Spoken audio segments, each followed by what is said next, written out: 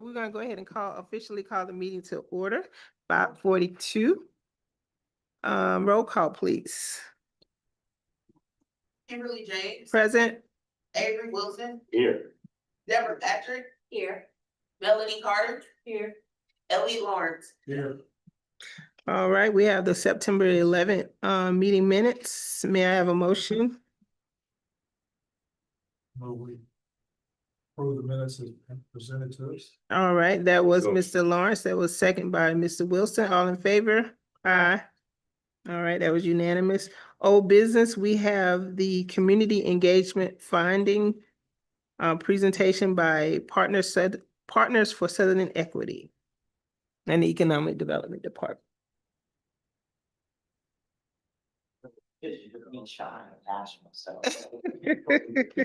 Welcome them. So we have with us, good evening. We have with us our partners with the Partnership for Southern Equity that have completed their partnership findings report about the park at Fort Gillem, and they're going to present their findings to you today. So I'm going to turn it over to Jennifer Cobb and Kazim Woodbury and Phoebe, whose last name I just, thank you, Millage. Thank you, Rochelle. Good evening, everyone. Good evening. Good to see you all again. Again, my name is Jennifer Cobb with Partnership for Southern Equity. I believe it was almost exactly a year ago that we came before you with our original presentation and proposal about how we saw our ability and skills to support your efforts as it relates to the park at Fort Gillem and what was next for the development and for the residents in that community. So we're excited to be in this place now and want to just do a very high level presentation on what we've discovered in our time in engaging the residents at the park at Fort Gillem. So we have already shared via email. Everyone should have received the electronic version of the report. The full report's 26 pages in the report, and then about another 100 or so pages in the appendix that contain more drilled down details of the work that we've done. So this presentation is just going to be very high level. Please feel free to stop and ask questions along the way. So just want to remind us of our project vision. Thank you. So our vision for this project was to really facilitate a community engagement process that centered the voices of the impacted stakeholders, which are the residents, right?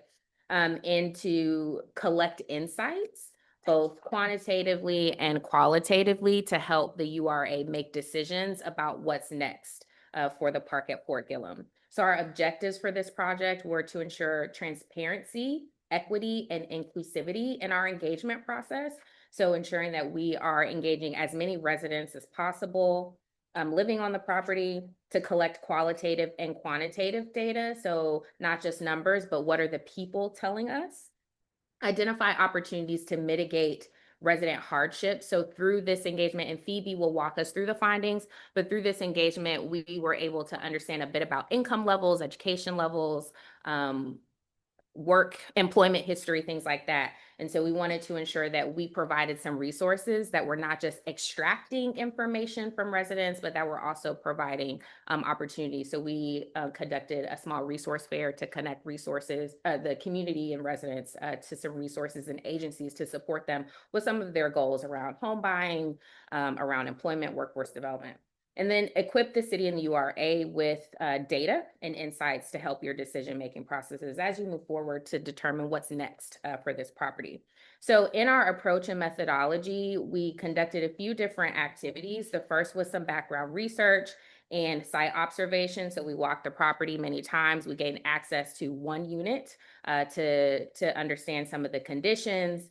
Through the support of Rochelle and Sharice, we were able to get some background documents from some previous engagements and work that have been done around this property. We also conducted a resident survey, door-to-door canvassing, so getting out and talking to folks. We also conducted resident meetings and small group discussions to hear feedback and perspective directly from the residents. We established a resident advisory committee. We have several of them here with us tonight. And then we also did some case studies around some other base realignment and closure sites that were able to maintain housing. So those case studies are in the report, and then Phoebe's going to walk through a bit of the best practices that we learned from some of those BRAC sites. So I'm going to pass it over to Phoebe now to walk through our findings. Phoebe? Hello, everybody. So, I'm good. How are y'all doing? doing great, thank you. Good. All right. So our survey results showed a very close-knit and tight community overall. Starting off with the demographics, we found that over 90% of the respondents identified as Black or African American, also as female. Majority of the households that responded earned under $35,000 a year, and over a third of the household members um, lived in their homes for more than a decade. Also, a third, their residents also reported that at least one member in their household had this disability. Going over to assets, residents described their neighborhood as quiet, safe, and affordable. One mentioned it being a true family community. They value stability, affordability, and relationships that they've built over time. You can move on to the next slide. Still, there's a lot of concern about the future. Nearly 3/4 said that they were very concerned about displacement or eviction. Many worry about rising rent and facing limited communication about new leases and lease renewals and renovations. Among some of those concerns also included maintenance and repairs. Some of the residents discussed having roof damage, water intrusion and mold, poor insulation and ventilation, and then there's been apparent sidewalk damage. And here we have a picture of the property, but of course you guys know this property too. You guys have been on the site. Some of the damage is noticeable from the outside, but as Jennifer mentioned earlier, we were able to access one unit and see some damage inside as well. Going on to the next, thank you. So when we asked residents about what they want to see and what their hopes for the future are when it comes to this property management transition, they overall share the same sentiment of wanting to stay in their homes. Like we said earlier, a large portion of the residents in this community have lived there for over 10 years. When it comes to renovations, they really just wanted modest renovations that were fair in terms of just having healthy lifestyles. They also wanted to see safe and accessible places for children to play. And then as far as community programs go, they were interested in seeing more support for senior services and workforce development. Overall, too, residents really shared the sentiment of wanting to have consistent input from the URA and from the property managers moving forward. So we conducted case studies on other BRAC sites. But the purpose of looking to see how they were able to integrate affordable housing and legacy residents into future development. Some of the places that we looked at included San Antonio, Texas, Seattle, and then Massachusetts and Washington, D.C. Some of the best practices that we found to be most effective were when they balanced equity with an economic growth approach. So that ended up looking like preserving long-term housing affordability, centering their legacy residents in the planning and decision-making processes, and of course, maintaining that consistent and transparent communication with residents. As our neighborhood association will definitely tell you too, they want to be a part of the decisions. They don't want the decisions made for them, and they don't want this to be happening to them. They want to be a part of the process. So when that was done, it was overall successful.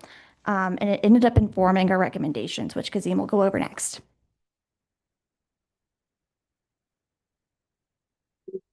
Good evening, everyone. Good evening. Just going to adjust this just a little bit.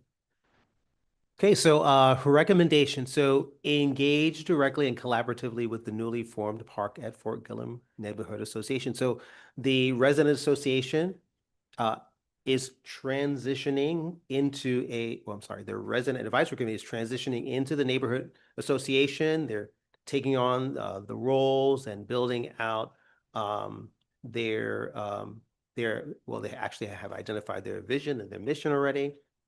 And so looking at what kind of bylaws that they want to have and how they want to be able to engage formally with the URA and the city in general regarding the needs of the community. The other recommendations are the importance of, and this was mentioned already by Phoebe, protecting affordability and preventing displacement. That's a common theme. Embedding equity and inclusion, prioritizing human-centered and responsive planning, and assessing and remediating the physical conditions. Again, these are just recommendations that kind of build on what residents have been saying in the engagement experiences that we've had with them. In terms of what's next,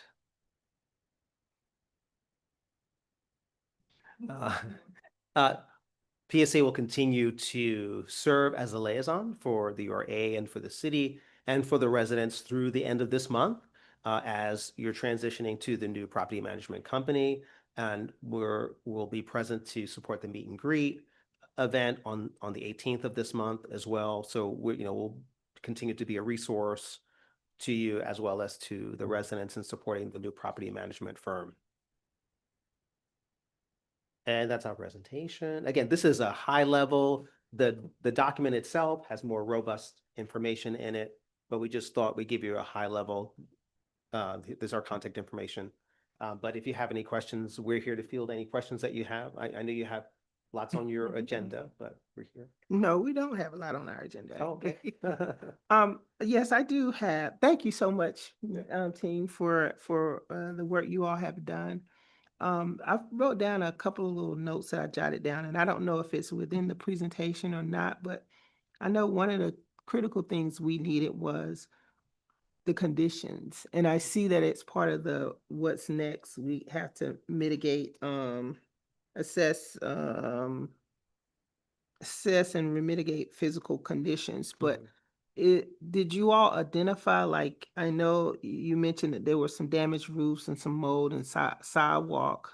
Do we have like a map of what you all identified? I mean, is it, are we able to look at the information that you all have done and be able to see exactly where some concerns and issues are?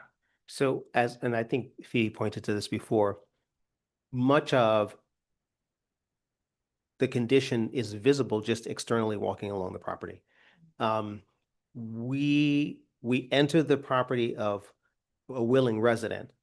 So to the extent that people are open to have you come into their home, someone granted us access, we access it and made an assessment. There are residents who have expressed a willingness that if the URA and the new property management firm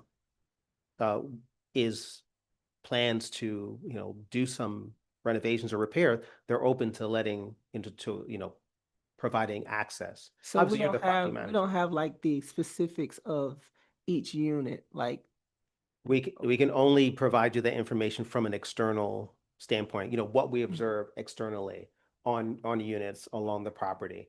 okay. Only the external, and one unit that we were granted access to. Okay. People are very, I people are understand, sensitive. I understand that and part of their it, home. but did you all identify like the vacant units, which units are vacant? Or So- is it? So what we found was there was information that the property management firm provided Mhm. as their vacancy. So we went based on that information, but we also talked to residents and they have identified and confirmed units that they understand to be vacant because they live there. They live there. Okay, so I guess what I'm asking, is there a document or something that I could go to that shows me that X unit is vacant? Okay, so you Y want the unit is specific, vacant. do we have that in the appendix? Mhm. So it was from July. Yeah. It's in the appendix. Okay. Yeah. Yes, Okay. it is in the appendix of your report. We did receive just this afternoon the most updated rent roll from October. Okay, So we do have a little bit more context and information of vacancies, I will say. okay. Well, I mean, we're gonna continue to work Mhm. because we have the new property manager or management team to really give us some fine tuning. But I just thought maybe we had a little bit more, but I really appreciate the work that you all have done. You all have made the residents feel very comfortable, with this process, and, we're grateful for that. Anybody else from the board have any, yes? Hi, everybody. This may be a better question for, Ms. Dennis, do you guys have this on the email? We do. I'll look for it, I can find it. Yes, I Okay. will resend it again. We were gonna try to print it out, but as you can see, it's really, really Really big. big, yeah, okay, So thank we will send it electronically to you either this evening or first thing in the morning, so you have the full report. There are a couple of things I want to piggyback on. We are moving forward with plans for a community meet and greet on October 18th, which is next Saturday. It'll be out on the baseball field at the property, as the first community block party was, from 1 until 3. And we will provide again hot dogs and hamburgers and a bounce house and a DJ, et cetera, et cetera, et cetera. We encourage as many of the URA board members to please join us. It's an opportunity to meet and truly engage with the residents there. Our PSC will be there, but it's also really an opportunity for residents to meet the new property management team. So we have a draft flyer that I'm waiting on our IT department to do 2 quick things for me so I can put a QR code on it. Hopefully we will have it buttoned up fairly early tomorrow so we can start pushing to the residents and get it in the hands of the resident advisory committee to help us get it to all of the residents there so we have a great turnout. But it really and truly is meant and designed as an opportunity to meet the new property management team and for the residents to get their questions answered. The other thing with that is that the tours of individual units. As you know, we have got a pretty good handle on the external conditions of the property, but as Mr. Woodbury said, it requires permission and a level of comfortableness of people opening their homes. We do have one person that has already agreed to open their home to us at whatever time the URA and the new property management team is ready to come in and do a true walking tour of the site. At this community meeting on next Saturday, well, it's kind of really starting now, and most importantly, at the community meeting, it's also a great opportunity for us to hopefully recruit some other people that will allow us to come and see their homes. But it is our intent. I've talked to the property management team that trying to get this initial site walking assessment tour done end of October, very early November. So we want to move quickly on getting it scheduled. But the working concept is so that we can be sensitive and mindful of people's work schedules, of probably doing 3 different times: a weekday early in the day, a weekday evening, kind of after hour shift, and then possibly a mid-morning on a Saturday. So the official, last day of the current, partners or property management team is October 27th, I believe it was. Hang on. So my question is, as far as like the keys, the turnover and all that. That's what we're working on Okay. right now. So their last day is actually the 28th. Like I said, we've suddenly got a flurry of information and this afternoon. So it's good. So I think our attorneys did what we needed to have done.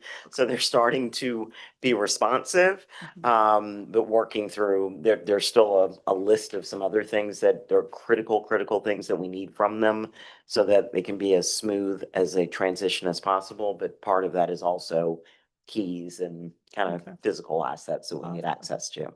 So we will talk a little further as a board in executive session, but do you all have any more questions for PSC?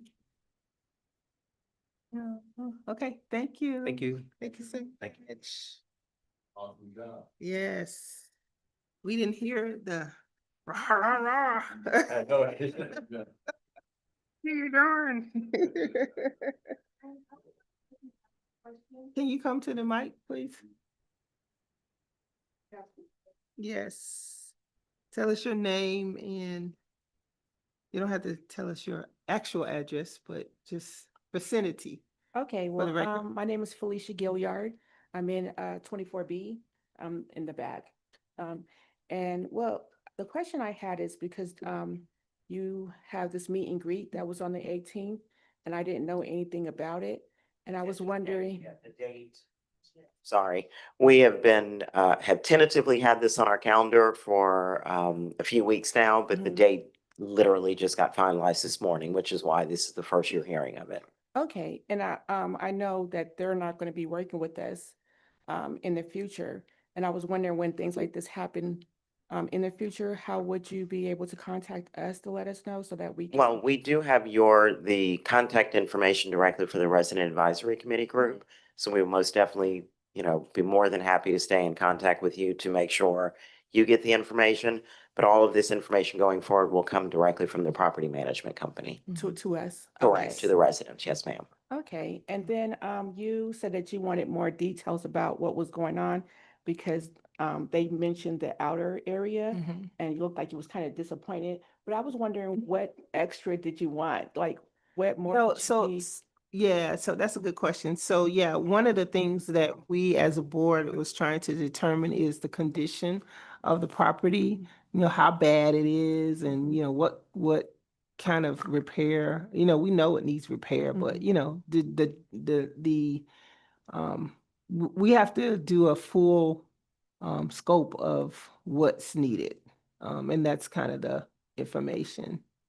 I mean, I know PSE wasn't gonna be able to provide that Mhm. information, but that's what, high level, some of the things we wanted to know, which units were vacant, which were occupied, is there a whole building that's not being used, that kind of stuff. So, but we'll be able to get that information as we move forward.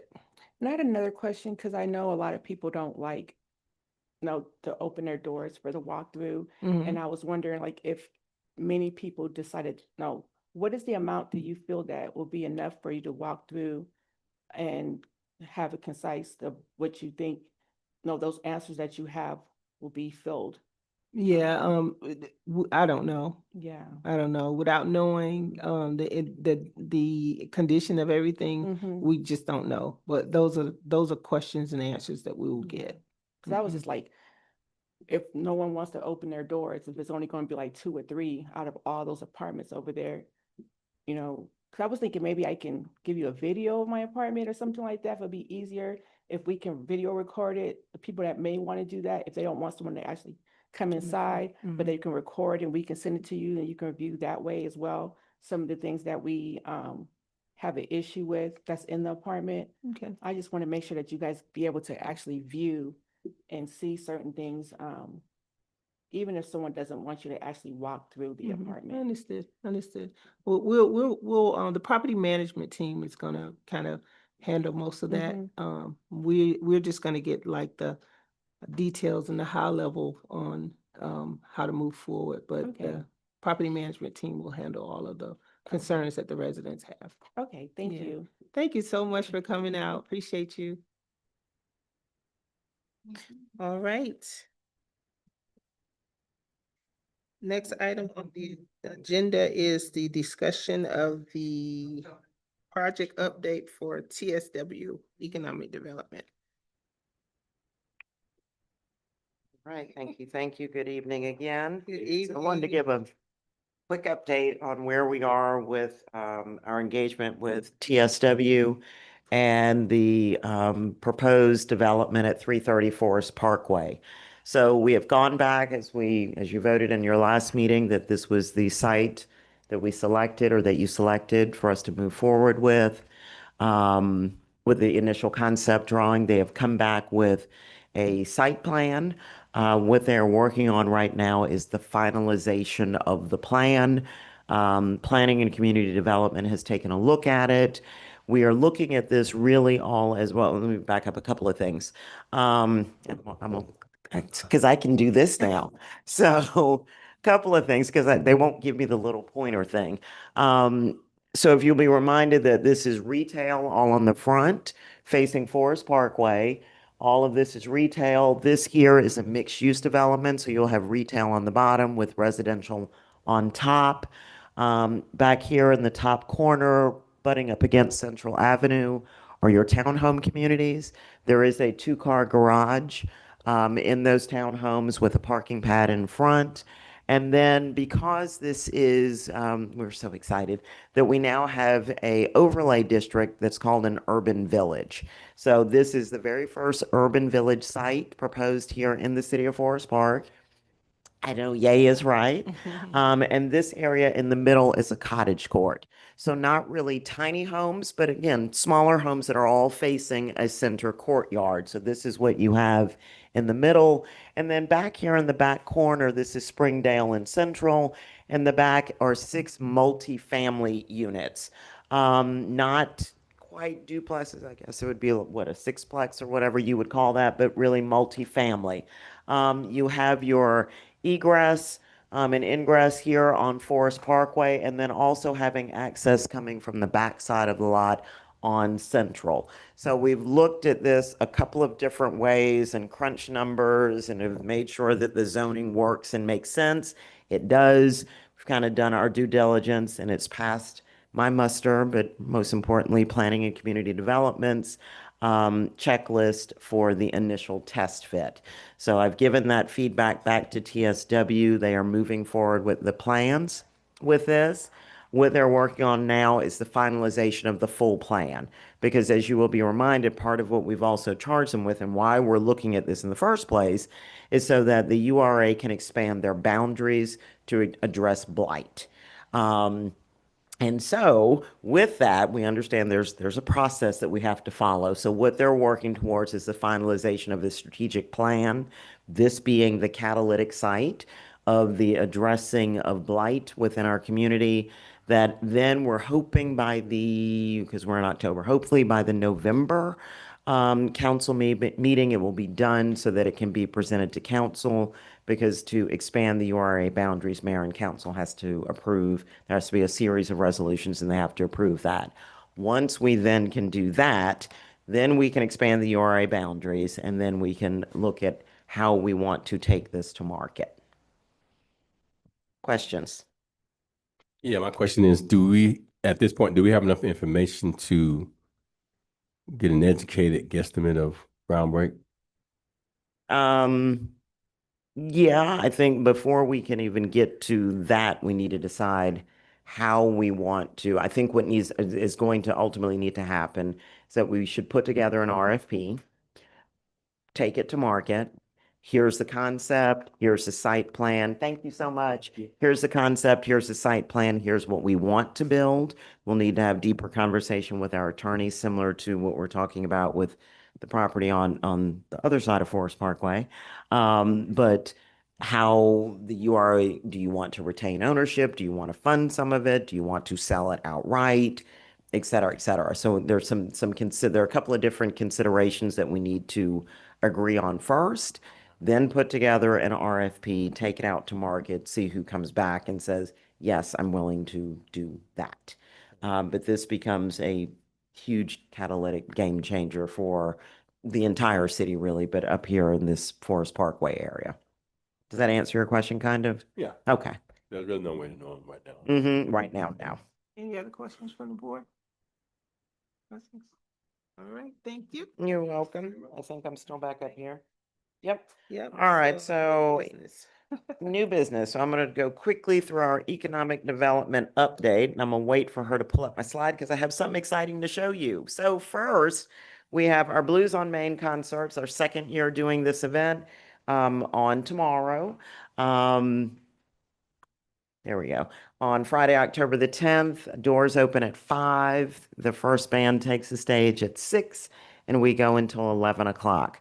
We have sold out, sold out. We've got 160 people. Y'all gonna be real tight in the VIP area, and we have sold close to 600 tickets of the free general admission tickets. We have 4 bands that are performing. People seem to be really, really excited about Nephew Jones and Mike Clark Jr., I just learned who both of them were recently when we signed the contract. But very excited. As I said, there's a 2-story lounge in the VIP area. There's a mechanical bull. You will have to sign a liability waiver. Thank you, Elle. But it is going to be an absolutely fantastic night here in the city of Forest Park. We have on next Friday, not next Friday, Wednesday is the 15th, Wednesday. Next Wednesday, we are doing our very first scarecrow competition contest. We will have bales of hay going out in front of City Hall tomorrow. I believe we have 10 groups or individuals, businesses and residents that have signed up and are going to take their hand at building a scarecrow. We're doing one too. Don't know what that's going to look like. But anyway, we'll have a scarecrow contest. So come by next Wednesday at 2 o'clock. We will be doing the judging at that time. And then closing out our year for our Main Street events is our Pawtoberfest. That is our Pets on Parade and Halloween costumes. We were trying really, really hard to do it at our new dog park at Bill Lee. But unfortunately, I got word yesterday that the park is not going to be ready. So it will be back at the fountain on the 25th. The light pole banners, I swear to y'all, they're coming. They're coming. The requisition has been signed, but drum roll. Next slide. We finally have got our Main Street sign up on Main Street. So super excited. Drive by, wave at it. It's been a long time coming. So very, very excited because I think Public Works got sick to death of me calling them. So they finally got, I was like, can we please get it up before Blues on Main? So we did. Keep scrolling and scrolling. All right, a couple of things I want to talk about. I'm not going to go through all of this. We've talked about the meet and greet on next Saturday at the park at Fort Gillem. And like I said, again, Parks and Work, we'll do hot dogs, hamburgers, and chips and drinks, et cetera, et cetera. We'll get a DJ, we'll have a bounce house, but really and truly is an opportunity for our community to meet and engage in a little bit more relaxed setting with the URA, with city leadership, as well as our new property management company. A couple of other things that I want to point out. Still working on, and I'm sorry y'all haven't seen them yet. So, but you'll see them when they go up, hopefully next week. So we finally have got brand new property signs on all. I know they look fantastic. I've been charting them, dragging them around our two other board meetings, and I'm sorry I forgot to bring them so you could see them. But they will be going up on the available property that we have for sale or for development, particularly here in the Main Street district. So look for those coming up soon. I will be joining Miss Clay and I went to the GETA, which is the Georgia Economic Developers Association conference. When was that, Miss Clay? 3 weeks ago, about 3 weeks ago in Savannah. Always a great time and lots of tremendous information being shared. I am happy to announce that I will be joining the Aerotropolis board. I know I'm very, very excited to join the Aerotropolis board so we can always make sure that Forest Park will continue to be front and center. Keep going. Grapevine, I'm gonna pause on that conversation because we do have a bigger conversation about that. A couple of other things. Carter on Main, the townhomes still coming. My understanding is I believe they have their LDP now, so I'm hoping that moves soon. Cherry Street, I do want to talk about that. If you have not driven down Cherry Street, please do so. There are 6 single-family homes that are coming up. They're being built by Technique Concrete Construction. They are moving quickly and beautifully. And, I drive by every couple of days and it's just like, oh, wow, oh, wow, oh, wow. Those houses are going to be done very soon. And just super excited about having them in our community and what that looks like. The other one that I want to point out is Scannell. They bought 22 acres of the Blue Star property. It is a spec building. If you drive down, what's that, Anvil Block in 42? 42, you can see where the clearing has happened. I spoke with them yesterday. We're trying to get an actual groundbreaking scheduled, I think the 23rd-ish. As soon as we have the actual date, I will most definitely let you know. We're trying to coordinate the details for that.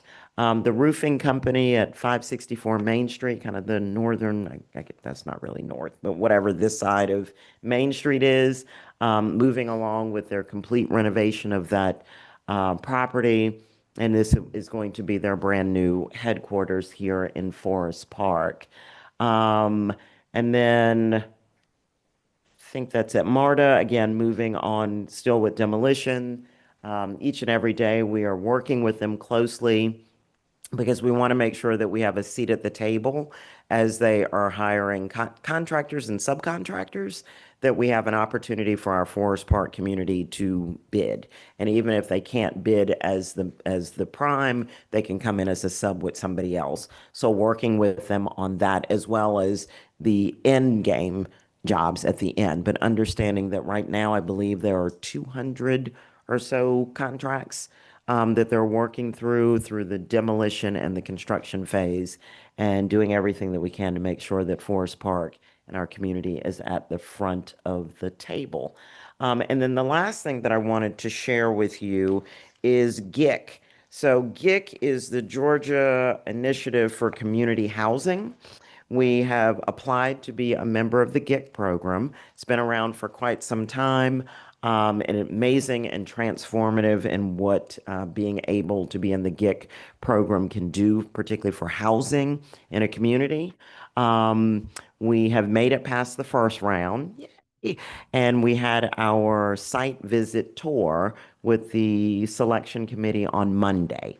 So we spent about an hour or so with them here in this room with our team, just kind of briefing them, walking through our grant proposal, why we need this program here in our community to address housing. And so what it can do for us is help us to address blight as it relates to housing, community improvements around housing, new housing, a housing assessment survey, et cetera, a strategic housing plan, all of that. And then we did the tour. And so we drove them around the community because we really wanted them to be able to see not only what we have, some of the projects that we have done or are in some various stage of production, but also so they can also really get a true sense and visuals on the housing conditions of some of our properties here in Forest Park. And then I'm sorry. GIC, GICH. And the last stop on the tour was the park at Fort Gillem. And we were very deliberate in making that the last stop of the tour because that, encapsulates a lot of blight and some of the housing challenges and concerns that we have. Overall, we all feel that the tour and the presentation went extremely well. They shared with us that they are trying to, I believe that they are looking to make a decision tomorrow, and that we should hear hopefully early next week if we were accepted into the GIC program. So I will keep you updated. So super excited. Any other questions for me? Good. Good job. Yes, sir. Yeah, how many?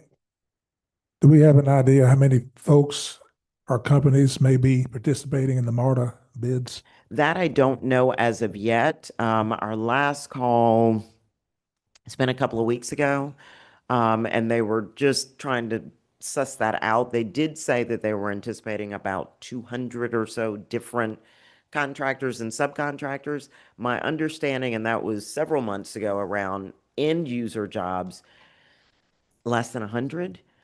Because again, those would be more your maintenance facility, your security guard, the shop maintenance, et cetera, et cetera. So really for us, though the end user job or the final jobs are important in doing everything to push Forest Park residents into those opportunities, the bigger piece right now at the front is all of those contracting jobs. Did I answer your questions? Yeah, but we don't know how many of those may be Forest Park folks. No, because they haven't gone out yet. And my understanding, I had a conversation with this about the chamber yesterday. I believe that those subcontracts won't go out until January. So we'll have a better sense really probably within the next month as they're putting together their RFP and releasing those opportunities. Yeah. Any other questions from the board? I have a question. I got a text message someone sent me. You may have mentioned it, but the subcontractor open house, did you mention that? Oh, no, I did not. Thank you. Go ahead. No. No, no. Well, I don't have all the details. I know it's with the thank you. Because I don't. So this is in relation to the build for the new city center. This is the new administrative complex for the city. And so there is a subcontractor open house on Thursday, October 23rd from 2 until 5. So again, pushing forward with making available subcontracting opportunities, not just for MARTA, that will come later, more in the end of the year, beginning of the year, but more immediately for the new city center.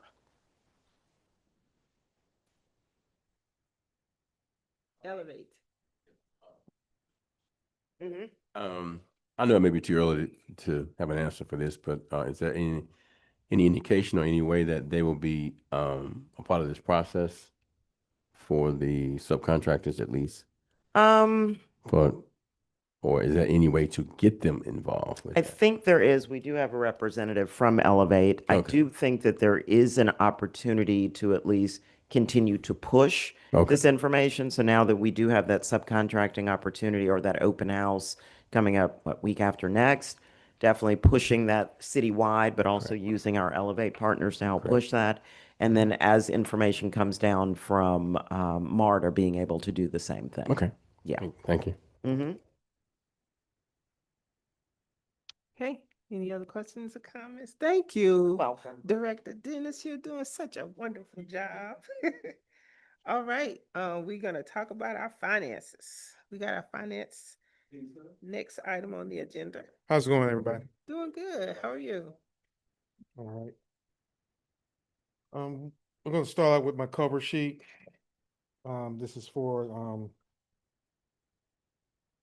Director Wiggins, yes, the board has the cover sheet, but I didn't print the full packet, but there are 2 copies of the packet on the table okay. for you guys to follow along. Well, I was just gonna go through the cover sheet and probably hint on just Georgia Fund 1 account.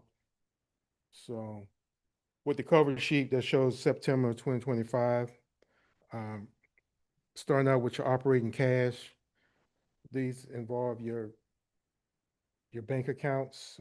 You have between the three of them, you have a budget of 8 million, beginning budget, 8,721,202. You had deposits of 42,388, withdrawals, 392,207, and then your ending balance is 8,371,383. Moving down to your operating revenue, the revenue what you start out your budget you started out with is 8,690,500. Year to date, you have received, looking at the investment income, is 385,404.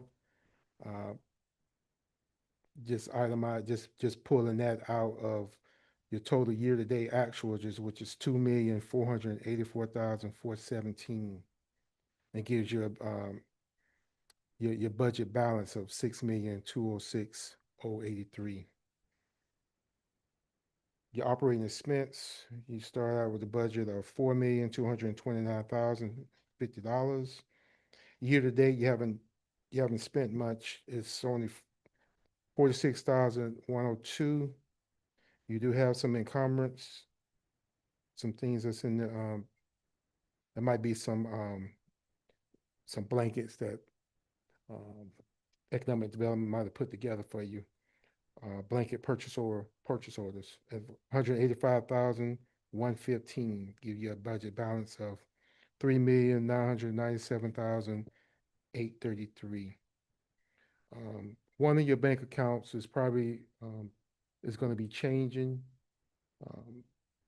That is the one up top, the third one, ending in 4610. That's going to be we're going to be changing the account number. This goes back to let's say last month about just changing the account just to be on the safe side so we can stop all the fraud that's coming through. With that, do you have any questions for the cover sheet? Yeah, that was going to be my next question. How does that go on there? Were they able to shore everything up and Yeah, recruit? yeah. They have if you go through the little packet, you see that everything's starting to slow down and everything getting back to what you're only spending. Right now, Truist has put everything back to what it's supposed to be.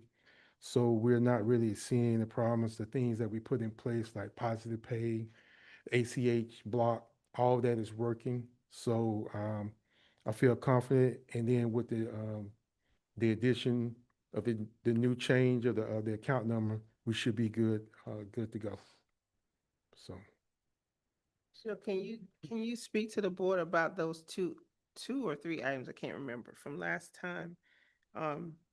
What that was about. one of them, two, I think last time it was two, it was an ACH,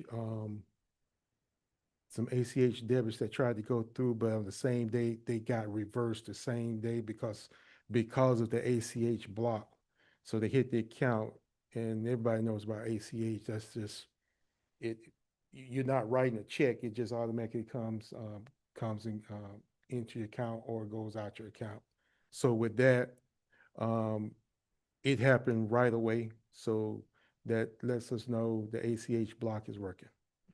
And then there was a couple of checks that, if you all recall, we had a couple of checks, we were wondering what they were for, and that actually was reversed. Yes, actually reversed on that certain day. Yes.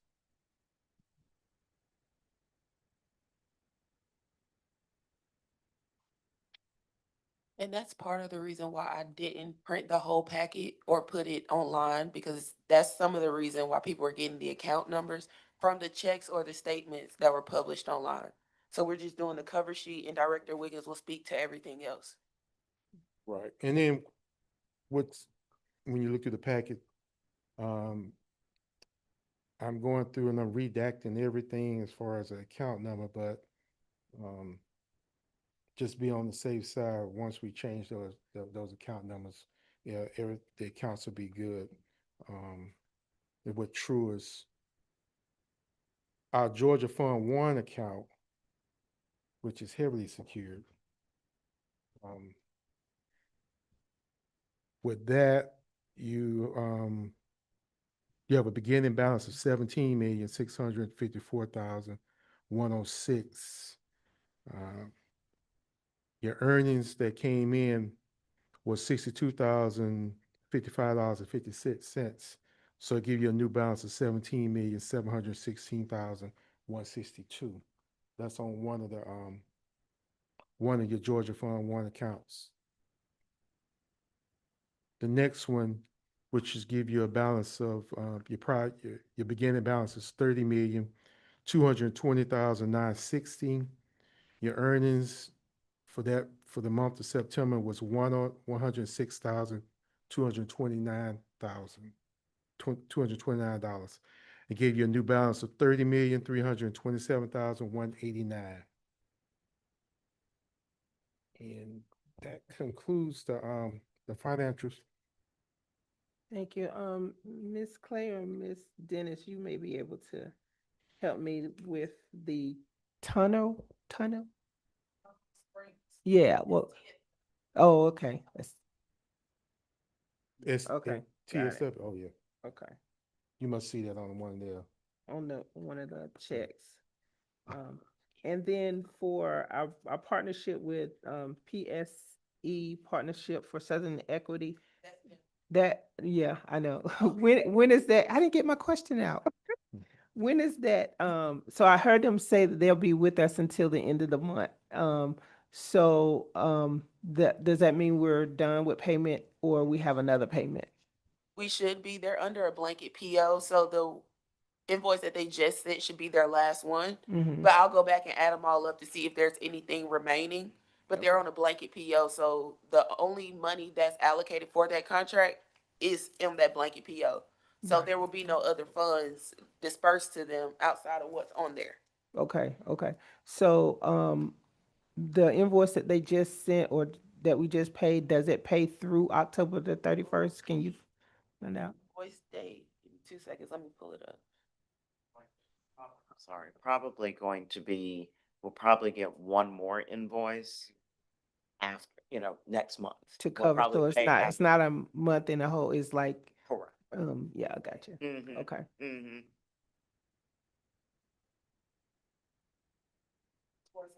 Yeah. Okay. So we do have So we one get more one more invoice bill. from them and then we'll Okay. be done. So then I guess once we get the final bill from them, we'll just give it to the board so that we can know exactly how much we spent and I think we're done with them. I shouldn't say it like that. I didn't mean it in a bad way, but yeah, I think that's it. You all have any other questions? Anybody else want to see this? That's the full report. All right. You got one? Okay.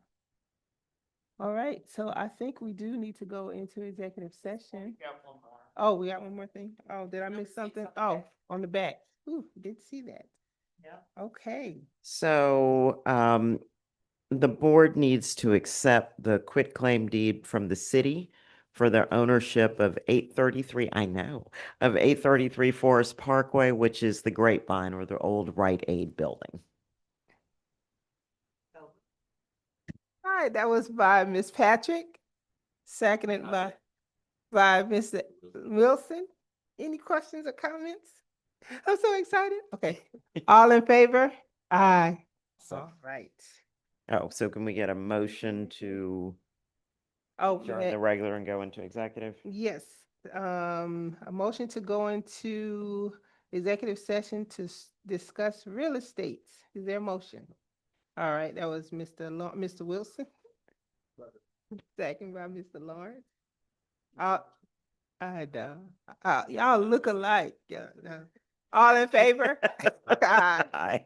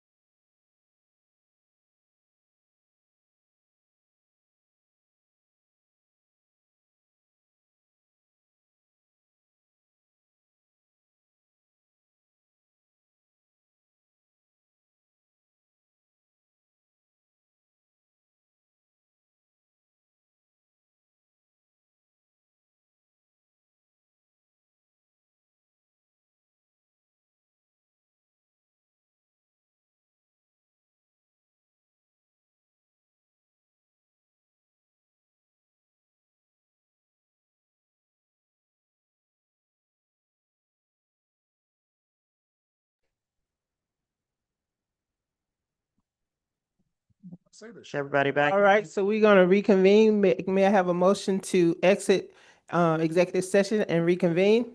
Motion to exit. Okay. And he, Seconded. all right, all in favor? All right, Say can aye. I So get coming out of executive session, we have a motion to authorize the chair to execute all documents necessary to effectuate the transfer of operations concerning the Park at Fort Gillem LLC, including but not limited to an assignment of the leases, assignment of security deposits, bill of sales, subject to legal review. So moved. all right, all in favor? Aye. That's it, right? Mm. Meeting adjourned. There you go. Thank you much. Thank